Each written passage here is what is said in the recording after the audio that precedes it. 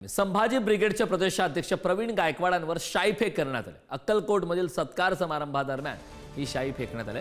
छत्रपती संभाजी महाराजांचा एकेरी उल्लेख केला जात त्यांच्यावरती आरोप आहे। शिवधर्म फाउंडेशन आणि शिवभक्तांकडून गायकवाडांवरती शाईफेक करण्यात। प्रवीण गायकवाड यांनी आपली संघटना म्हणजे संभाजी ब्रिगेड हे नाव घेताना छत्रपती संभाजी महाराजांचा एकेरी उल्लेख केल्याने शिवधर्म फाउंडेशन आक्रमक झाले।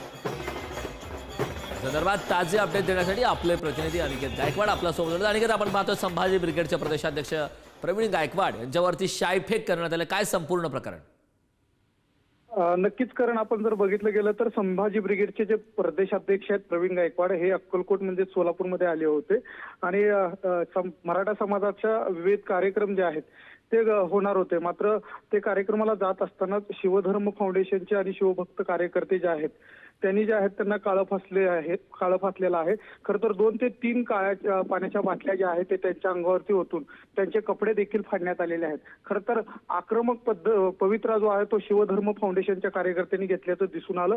त्यांना जो आहे त्यांना तिथून म्हणजे गाडीपर्यंत जे आहेत ते ओढून नेण्यात आलं।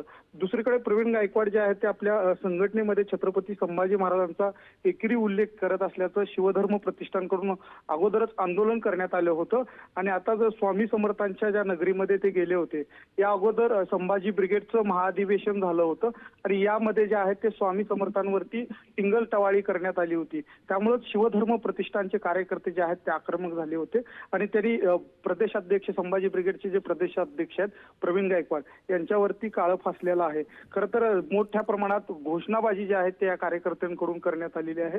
मात्र प्रवीण गायकवाड जे आहेत ते त्यांच्या कपडे फाटलेल्या अवस्थेत जे आहेत ते आपल्याला दिसून येत आहेत आणि प्रवीण गायकवाड यांच्यावरती शिवधर्म प्रतिष्ठानचे कार्यकर्ते जे आहेत ते आक्रमक होत काळं फासलेलं आहे करत त्यांनी।